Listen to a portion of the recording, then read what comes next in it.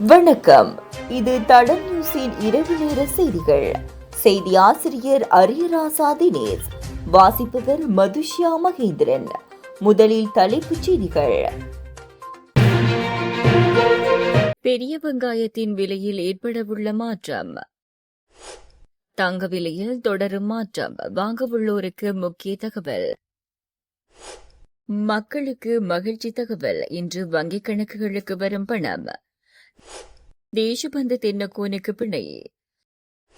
அரசாங்கம் சரியில்லை என்றால் 5 ஆண்டுகளில் விரட்டுங்கள். பிரதி அமைச்சர் சரத் தெரிவிப்பு. இலங்கை மின்சார சபை 4 தனித்தனி நிறுவனங்களாக மறுசீரமைப்பு. தொடர்பான விரிவான செய்திகள்.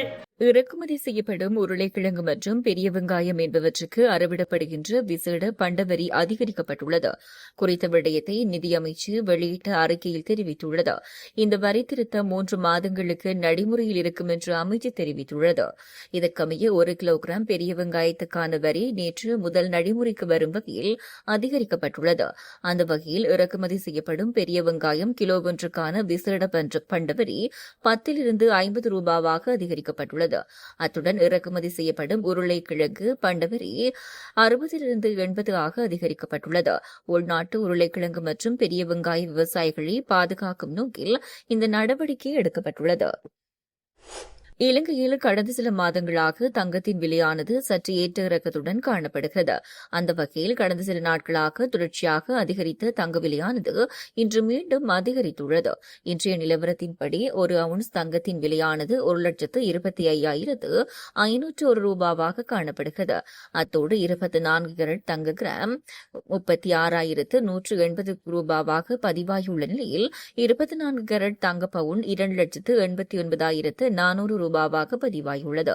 22 கேரட் தங்க கிராம் 33,170 ரூபாவாக பதிவாகியுள்ளதுடன் 22 கேரட் தங்க பவுன் 2,65,350 ரூபாவாக பதிவாகியுள்ளது.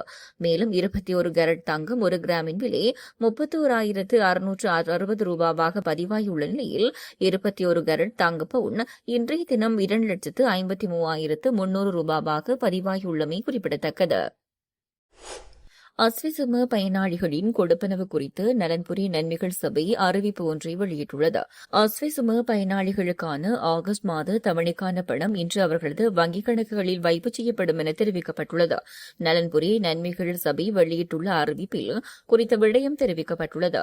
அஸ்விசும நன்மைகளை பெறும் குடும்பங்களின் 70 வயதிற்கு மேற்பட்ட முதியோருக்கான கொடுப்பனவு வங்கிக் கணக்குகளில் இன்று வைப்பிலிடப்படும் என தெரிவிக்கப்பட்டுள்ளது. அதன்படி 599,730 பயனாளிகளுக்கான கொடுப்பனவு இன்று வைப்பிலிடப்படவுள்ளதாக நலன்புரி நன்மைகள் சபை தெரிவித்துள்ளது. விளக்குமறியலில் வைக்கப்பட்ட முன்னாள் போலீஸ் மா அதிபர் தேசபந்து தென்னக்கோனுக்கு பிணை வழங்கப்பட்டுள்ளது. கொழும்பு கோட்டை நீதவான் நீதிமன்றத்தால் இந்த உத்தரவு பிறப்பிக்கப்பட்டுள்ளது. குற்றப்புலனாய்வு திணைக்களம் மற்றும் பிரதிவாதிகள் தரப்பு சட்டத்தரணிகள் முன்வைத்த வாதங்களை பரிசீலித்த பின்னர் கொழும்பு கோட்டை நீதவான் நிலுப்புலி லங்காபுர இந்த உத்தரவை பிறப்பித்தார். அதன்படி சந்தேக நபர் தேசபந்து தென்னக்கோனை தலா 1 பில்லியன் ரூபாய் பெறுமதியான 2 சரீர பிணைகளில் செல்ல அனுமதி வழங்கிய நீதவான் சந்தேக நபர் வெளிநாடு செல்வதற்கு தடை விதித்து உத்தரவிட்டார். காலி முகத்திடலில் நடந்த கோட்டா கோகம போராட்டத்தின் போது தாக்குதல் நடத்திய சம்பவம் தொடர்பில் சந்தேகத்தின் பேரில் முன்னாள் போலீஸ் மா அதிபர் ஆகஸ்ட் 20 அன்று அவரது இல்லத்தில் குற்றப்புலனாய்வு பிரிவினரால் கைது செய்யப்பட்டார். இந்த முறைப்பாடு எதிர்வரும் செப்டம்பர் மாதம் 3ஆம் தேதி மீண்டும் அழைக்கப்பட உள்ளது. அரசாங்கம் சரியில்லை என்றால் 5 ஆண்டுகளில் தங்களை விரட்டுமாறு வீடமைப்பு பிரதி அமைச்சர் டி.பி. சரத் தெரிவித்துள்ளார். ஊடகங்களுக்கு கருத்து வெளியிட்ட போதே இவ்வாறு தெரிவித்த அவர் மேலும் குறிப்பிடுகையில், தற்போதைய தேசிய மக்கள் சக்தி அரசாங்கமே இந்த நாட்டில் உருவான சிறந்த அரசாங்கம். அத்துடன் இந்த அரசாங்கத்துடன் ஒத்துழைப்புடன் செயற்பட்ட உச்சளவில் சேவைகளை பெற்றுக் கொள்ளுமாறு மக்களிடம் அவர் கோரிக்கை விடுத்துள்ளார். 5 ஆண்டுகளின் பின்னர் இந்த அரசாங்கம் சரியான பாதையில் செல்லவில்லை என மக்கள் தீர்மானித்தால் ஜனநாயக ரீதியான முறையில் அரசாங்கத்தை விட்டு அனுப்ப முடியும் என பிரதி அமைச்சர் குறிப்பிட்டார். புதிய மின்சார சட்டத்தின் விதிகளின் கீழ் இலங்கை மின்சார சபை 4 தனித்தனி நிறுவனங்களாக மறுசீரமைக்கப்பட்டுள்ளது.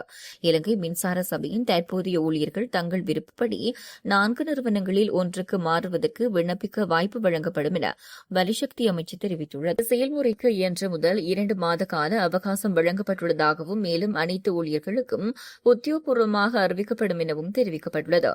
இந்த நிறுவனங்கள் அரசின் உரிமையின் கீழ் இருக்கும் என்று அமைச்சு தெரிவித்துள்ளது. புதிய நிறுவனங்களில் உள்வாங்க விரும்பாத ஊழியர்களுக்கு இழப்பீடு திட்டத்தின் கீழ் ஓய்வு வழங்கப்படும். இதற்கிடையில் புதிய நிறுவனங்களில் சிரேஷ்ட நிர்வாக பதவிகளுக்கு தற்போது இலங்கை மின்சார சபையில் உயர் பதவிகளில் பணியாற்றும் பொறியியலாளர்களை நியமிக்க அமைச்சு திட்டமிட்டுள்ளதாகவும் தெரிவிக்கப்பட்டுள்ளது. இதுபோன்ற செய்திகளை தெரிந்து கொள்ள தடம் நியூஸ் சேனலை சப்ஸ்கிரைப் செய்து அருகிலுள்ள பெல் பட்டனை கிளிக் செய்யுங்கள். மேலும் இதுபோன்ற செய்திகளை உடனுக்குடன் தெரிந்து கொள்ள தடம் FM.com என்ற இணையதளத்தின் வாயிலாகவும் எங்களுடன் இணைந்து கொள்ளுங்கள்.